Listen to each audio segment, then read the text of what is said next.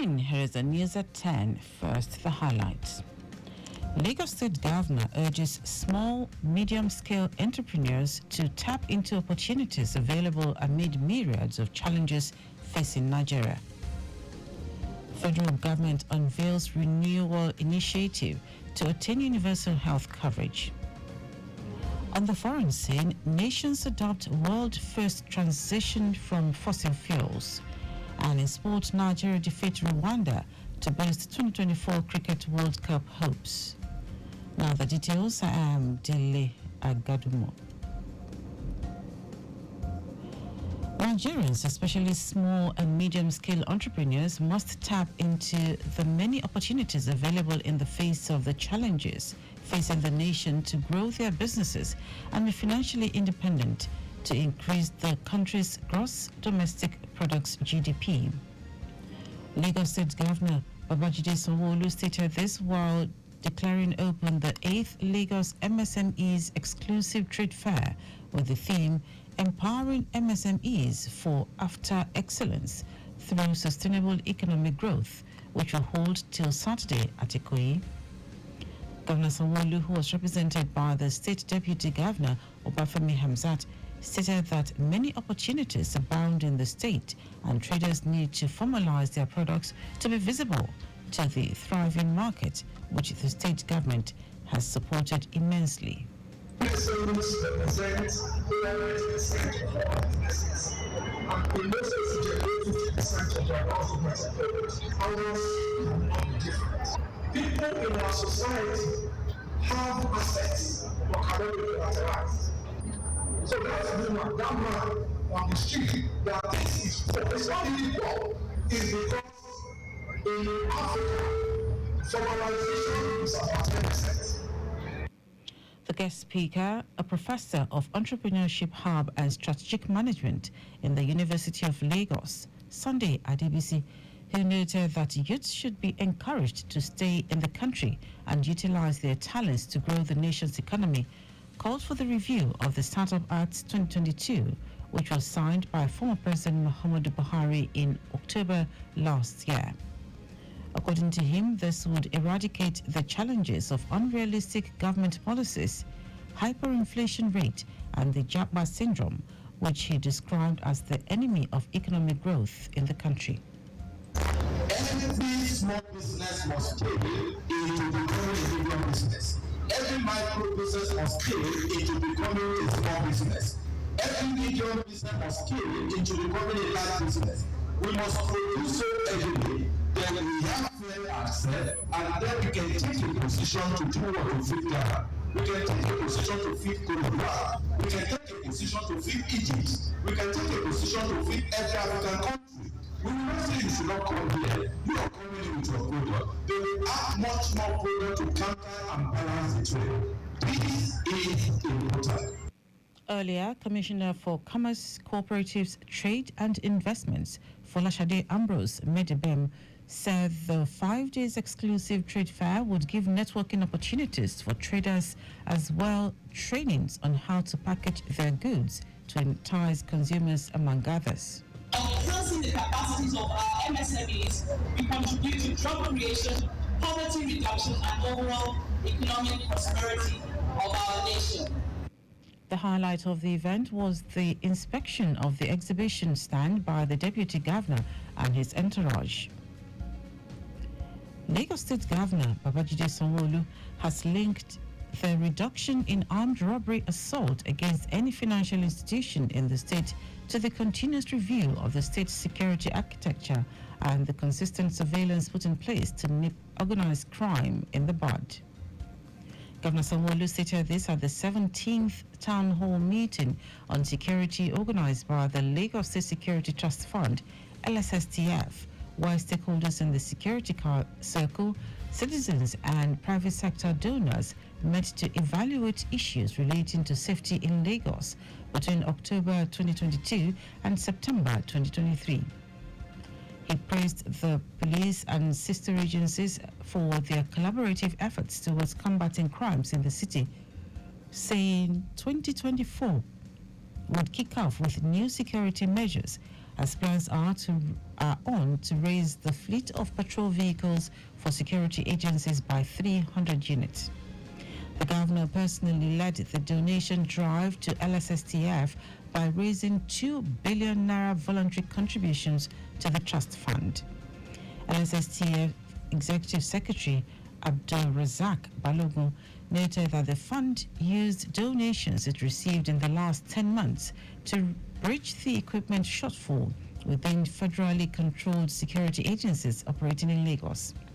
He added that Lagos remained the only state with 28 functioning bulletproof vehicles, with 3 vehicles' armored features being replaced every 5 years. Inspector General of Police Kayode Egbetokun has deployed Fayade Adegoke to take over as the new Commissioner of Police, Lagos Command. The redeployment is contained in a signal signed by the Force Secretary, Olanrewaju Oladimeji. Adegoke will take over from Idowu Owonwa, who had been promoted to the rank of Assistant Inspector General of Police in charge of the Federal Criminal Investigation Department, Alagmo Ikoyi, Lagos. Before his new posting, Adegoke was in charge of armament at the Force Headquarters, Abuja. Lagos State Government has expressed its readiness to vigorously work on a century action plan for coconut prosperity in Nigeria, as well as market coconut plantation in Badagry as a viable means of boosting tourism and the coconut value chain in the state. Special Advisor to the Governor on Tourism, Arts and Culture, Idris Aregbe, who gave the assurance at the 10th anniversary of the Coconut Festival, Agunke Fest, held in Badagry, said the state government wants to elevate the prominence of the coconut product beyond its agricultural value to showcase the huge cultural heritage of the Badagry people to the world. Aregbe said the potential of coconut and the Agunke Fest was a great way of bringing tourists into the state, promising continuous partnership with the organizers of the festival to further boost tourism activities through the annual event. Now to the rest of the stories. The Coordinating Minister of Health and Social Welfare, Ali Pati, says the federal government will move Nigeria closer to achieving universal health coverage, UHC, as it unveiled the Health Sector Renewal Initiative. Pati made the pledge at the commemoration of the 2023 UHC Day with the theme Health for All, Time for Action in Abuja. The day, which is marked globally on December 12, aims to celebrate the progress towards health for all and raise awareness on the need for strong and resilient health systems in achieving UHC. Pati said the federal government aims to achieve its mandate by gradually expanding health insurance coverage, ensuring healthy and viable risk pools through effective governance and an enabling environment for better public and private sector collaboration. He also said the Health Sector Renewal Initiative unveiled by President Bola Tinubu, state governors and other stakeholders was aimed at implementing the national health system as provided for in the National Health Act. The Academic Staff Union of Universities, ASUP, has appealed to the federal government to ensure an upward review of the budgetary provisions for education in the 2024 appropriation bill before the National Assembly. Its president, Anderson Ezebe, said this ahead of the union's 17th biannual National Delegates Conference next Tuesday in Abuja. Ezebe condemned the 7% earmarked for education in the current budget. According to him, the current bill before the National Assembly indicates that 7.8% is provided for the education sector. Meanwhile, the federal government, in collaboration with the International Organization for Migration, IOM, has repatriated 281 stranded and detained Nigerians in different camps in Libya to Nigeria. Charged the affairs on deter of the Nigerian mission in Libya, Kabiru Musa, said this in a statement in Abuja. According to Musa, 159 of the evacuees are Nigerians who were freed from detention facilities across Libya, while 122 of them are Nigerians who were stranded in the country. Musa said the evacuees, 50 male adults, 94 female adults, and 6 infants left the Tripoli International Airport, Libya, on Tuesday. Now to foreign news. Representatives from nearly 200 countries have agreed at the COP28 Climate Summit to begin reducing global consumption of fossil fuels to avert the worst of climate change, a first-of-its-kind deal signaling the eventual end of the oil age. The deal struck in Dubai after 2 weeks of hard-fought negotiations was meant to send a powerful signal to investors and policymakers that the world is united in its desire to break with fossil fuels, something scientists say is the last best hope to stave off climate catastrophe.